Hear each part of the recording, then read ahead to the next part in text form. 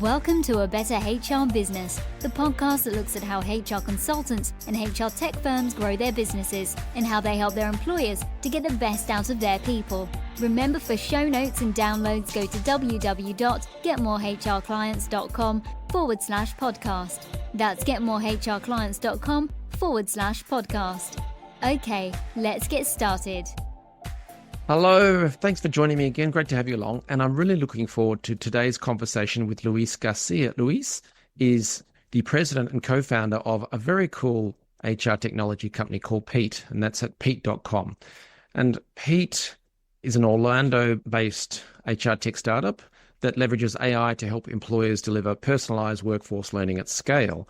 And they help businesses optimize their training initiatives from onboarding to regulatory compliance, product knowledge, technical skills, etc., and all without requiring additional training resources. So I'm very keen to learn how they do it and hear the backstory. But firstly, Luis, thank you very much for joining me today. Thank you so much for having me, Ben. Great to have you along. So yeah, you have co-founded the business, and I have to say, people go and check out the website. It's such a fresh, very cool design. I know it's nothing to do with anything, but I just love the aesthetics of it. But yeah, could you give us the backstory to the formation of Pete? Yeah, so my background is in engineering and in learning. And I started my career as a software engineer. In the early 2000s, I found myself in higher education with the task of creating an online university, which I had no idea how to do.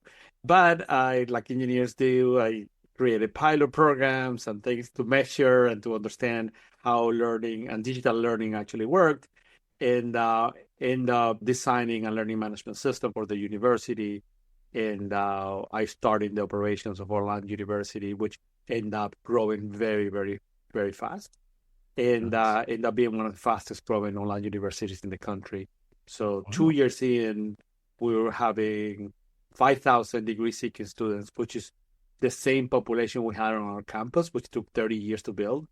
And then 3 years later, we had 12,000, and we had created 1,000 jobs, and we were bringing in annual revenue north of $180 million. So it was very interesting journey from the business point of view, but also from the learning point of view. It got me really familiar with the challenges of creating training for online learning. When you're in a classroom and somebody's teaching you, and if the person is a good expert and a good communicator, you feel like, okay, I'm being educated. But if you remove the teacher, now the PowerPoint behind that teacher is actually doing the teaching. So you realize very quickly that those materials have to be really optimized for learning. And that's actually very hard to do. So that's one problem that we faced in digital learning. The second problem is actually a learning problem that have existed forever, which is how do you evaluate learning? How do you know the learner actually learned? And somebody invented tests at some point as a method of evaluation. And it does this job for certain things, but it's not very effective in terms of evaluating learning. But it's the most scalable one that we have, because the more effectively would be to do project-based evaluation or simulation of situations, or even question and answers from the expert to the learner in a deep, personalized way. So none of these methods are very scalable. So we are stuck with the traditional methods of testing. And when we did digital learning, we automated testing, which has made it even easier for the instruction, but very poor for the learner. So those are the two problems that really nagging me over time. It's like, how do you create materials for training at scale? And how do you evaluate learning at scale? And my co-founder had been a tech entrepreneur here in Orlando, and have worked through several companies, starting them and exiting. And the last one was very successful. It rose to the status of, it's a fintech, and it was rose to the status of a unicorn. It was the first one out of Orlando. And in the last couple of years when he was there, they acquired 4 different companies. And so there's a lot of new people coming into the organization that needed to be integrated. And he thought, I just create some courses. And he realized how hard it was. He said that he thought it was going to take him a couple hundred man hours, end up being a new budget with new people, thousands of hours to do it effectively. So when he exited that company, then we met each other. We have been friends for a while in the local technology ecosystem of Orlando. So he told me that he wanted to start a company to solve that problem. And I asked him, would you help me with it? And I said, absolutely. I want to solve that problem too. And also added the problem about evaluation. So that's the origin story of Peat. We targeted specifically small, medium-sized businesses because, in my experience, large businesses, and by that I mean over 1,000 employees, usually have training departments, and training departments with people that are experts at that, with a platform already chosen, and so on. And smaller companies, like less than 50 employees, usually do shadowing and other methods of training that are more organic, and usually does the job. But the companies between 50 and 500 employees have the training problem and that don't have enough resources to go start a department, so they cannot live with the problem. So that's exactly who we target. Our platform allows you to create training materials and evaluation of learning at scale for workforce learning specifically. Got it. And it's such a perfect time for Peat, I'm guessing, because I know those companies, that sweet spot, the 50 to 200, the 50 to 500, where they've mostly been living by PowerPoint, an Excel list, or some sort of database, and maybe some sort of Camtasia or whatever to record some videos. And CEO, could you please record a welcome to our onboarding staff? Pretty terrible experience. That's right. But it gets the job done. But I think the world and COVID and everything has evolved so rapidly that the time is ripe. Is that right for what Peat does? Absolutely. When you observe the workforce that we have today, they have grown with digital education already, and they're expecting their employer to be up to date and offer them training to be better at their job. They don't see it as a benefit that they're happy to receive it. They're almost demanding it. The data is also very clear that if you have a robust learning program, your employees are happier, they stay longer, and that they provide better service to your customers. So the business metrics very much support the idea of having a learning program within your organization. So tell us the nuts and bolts. What's underneath the bonnet? What does Peat do? Now, I know I said in the intro there that it leverages AI and so on, but what does it actually mean? And what does someone get if they buy Peat? So what we built was a piece of software that is an orchestrator of different algorithms of AI. So we have different providers like OpenAI and Synthesia and L&amp for voice. But our algorithm has the rules of instructional design. Instructional design is the practice of translating your expertise into a training experience. Usually you have to hire a person to get the expertise out of an expert and introduce that into a course. And that's what our algorithm does. The company usually already have some materials, like an example of onboarding that you brought up, and have the employee manual and in their website and all these materials they already created. And we can take those, ingest them, and then our system turns them into a course. All with the narration of whoever you want to narrate the courses. So in some cases, like the CEO, we don't need to put the CEO on camera or in front of a microphone. We just need a snippet of his voice, and then we clone the voice throughout the courses. That's for the course creation portion. The platform also creates what's called in education learning outcomes. They say, what are the things that people have to have learned? And based on those learning outcomes, then we have an engine that we call a skills simulation that then can act like it was an expert asking you questions or put you through a situation or shepherd a process or be just an expert that you can ask questions to in order to evaluate your learning against those learning outcomes. And all that is wrapped around a learning management system. So where you put the courses, the learners go and take them there so you can track their progress, receive the certificate when they end and things like that. Yeah, I love that. Wow. So there's so much there. The instructional design set up inside the algorithm. So in other words, you give it all this information, all these resources, some videos and documents, upload it all. It then sits inside an instructional design framework. In other words, it takes all that, makes sense of it, turns it into a learning program that actually delivers the learning that people find engaging, that they actually consume, use, etc. It's done in probably a pretty funky way, I'm guessing, if it's leveraging this AI and new best practice. You mentioned, I think you said Synthesia is an example of AI video generation tools and stuff. So for people listening, the CEO might record a speech, but then you could go and record 10 different speeches by the CEO by modeling their speaking style and stuff, because that gets past the old problem of you're trying to capture that wisdom to communicate employee information for communications, quarterly reviews and things like that.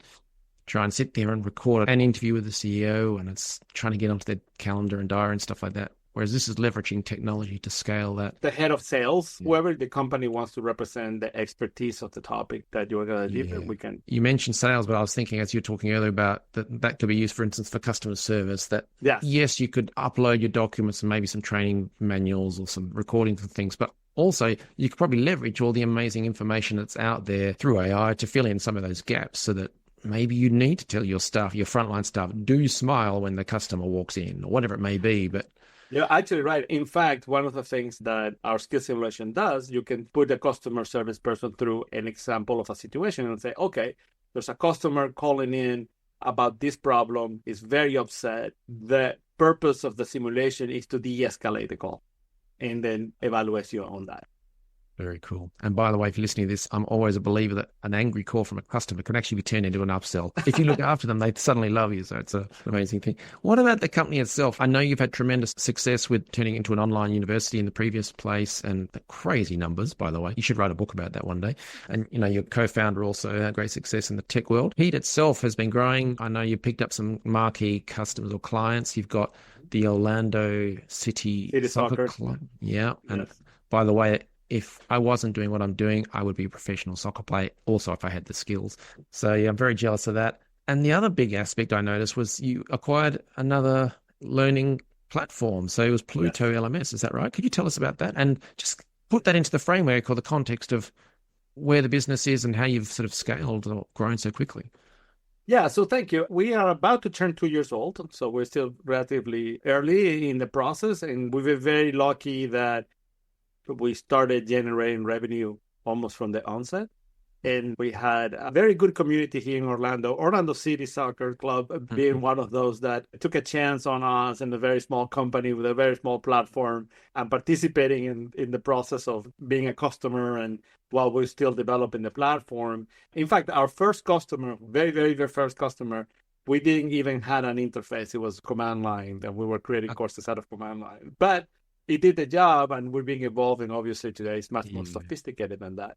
But what we found was, as we went out to the world and we acquired more customers, is that we kind of saw two types of customers. The ones that they had the problem of needing a more formalized training program, but have no learning experience, don't know what a learning management system is. And our platform is very good for them. As a learning management system, although I don't consider Pete a learning management system, but it has learning management system features because you have to put the courses there, you got to track the learners, give them certificates, things like that, right? It works very well for them. So we're happy with those customers. But we also sometimes attracted other customers that perhaps have implemented learning programs before. And they're so very impressed with the power tools, the AI-driven tools, but wanted more LMS functionality, like a real LMS, which we're not. More sophisticated reporting and other interactivity. So to those customers, it was a more difficult sell to have. And we also, if we wanted to get into larger customers, like between 500 and 1,000 employees, now at that point, they probably have a trainer or an instructional designer or a learning manager or something like that. And it's hard for those folks to look at a learning solution without the learning management system lens. So we thought, why don't we just go get one that is more ahead in the journey as a learning management system that we can integrate our tools into without us trying to catch up with the learning management system functionality. Yeah. So we found this company in South Africa called Pluto LMS. It's been around for 8 years, had a really impressive footprint of customers around the world. I think they had over 30, and it was profitable. And the owner was looking into leaving, and we had a really good deal, so we acquired them.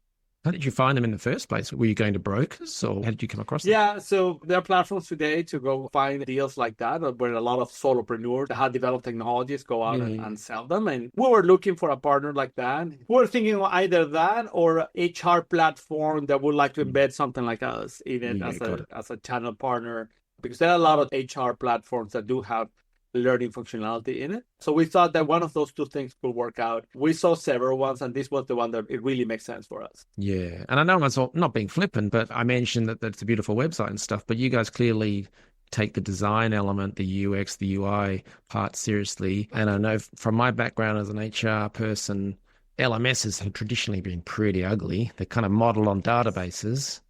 and folders and stuff. So I think that's a great acquisition because you'll take an LMS sort of system, incorporate it, and you've turned it into something that's really, beautiful to use. And that's important to end users and it helps sell Absolutely. things, I find anyway.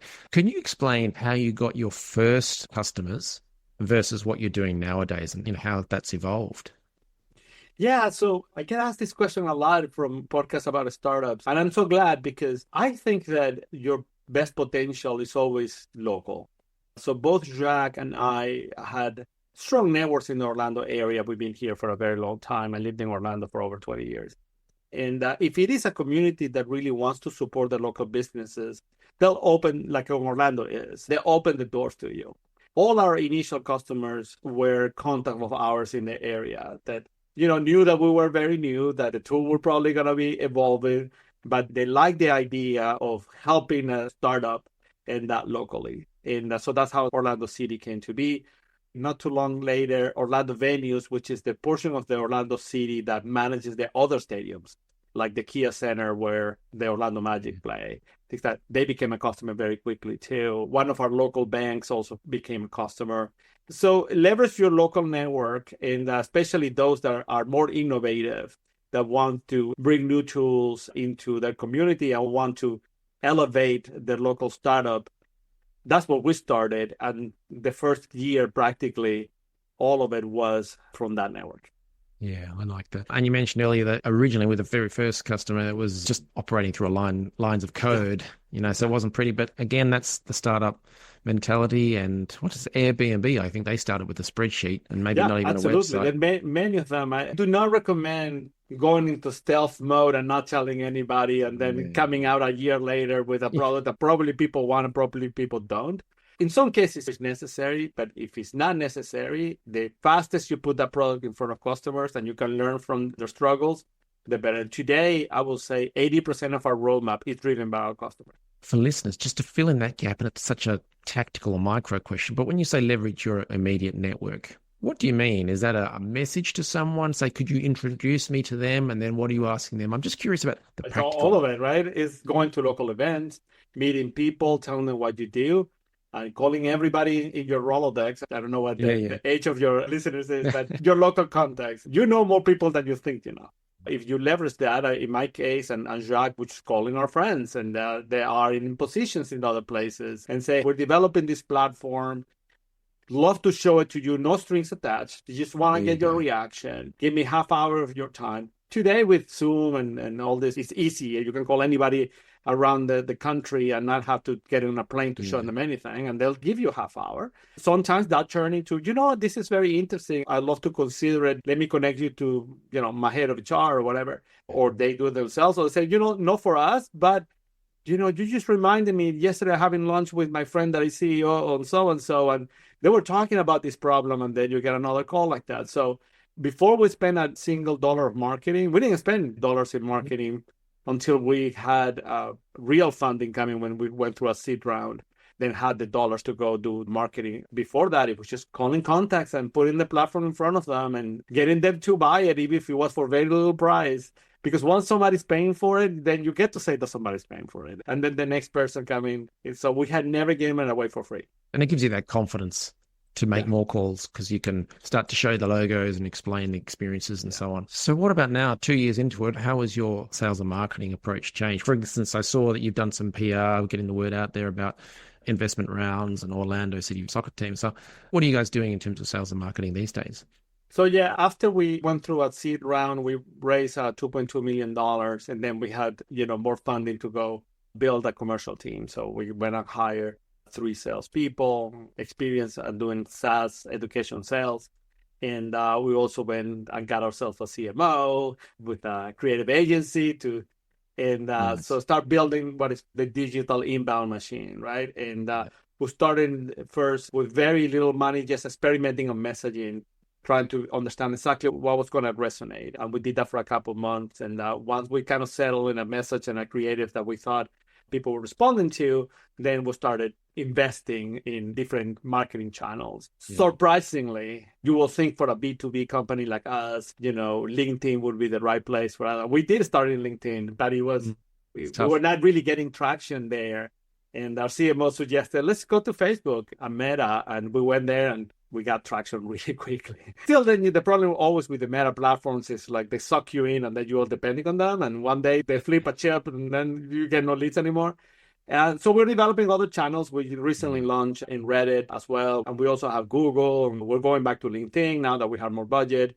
But yeah, we have a marketing department that does creative and messaging and places ads, and a sales department that take those leads and then they run them through the funnel.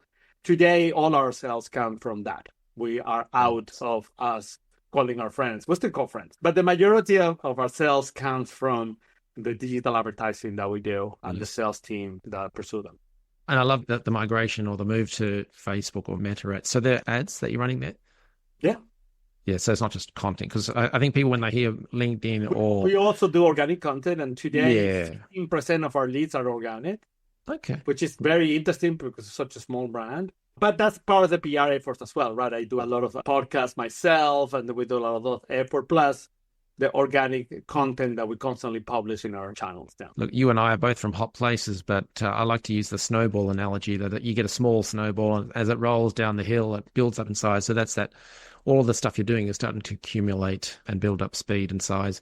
I'm curious, you've done a lot of time and effort into working out the right messaging. Do you have different messages for different audiences or situations? You know, we experiment a lot. Marketing is a lot about experimentation. So yes, we do run in different experiments on different messages to different audiences.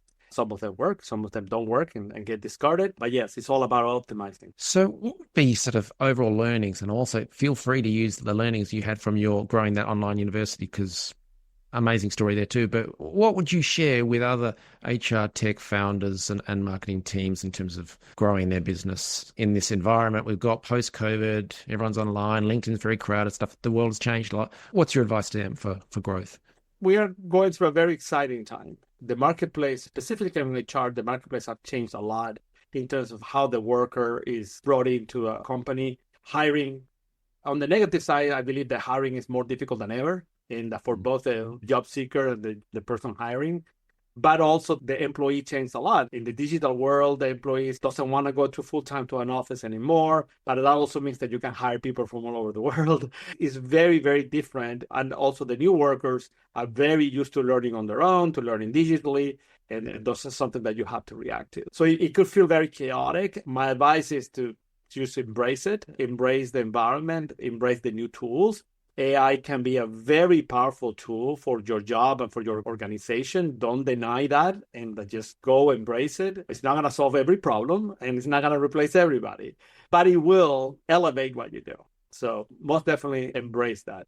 Like our organization, would have not been able to get this kind of traction 5 years ago. Our early employees were all of them from outside the US. We could get great talent for very little money. And today we continue to have that format.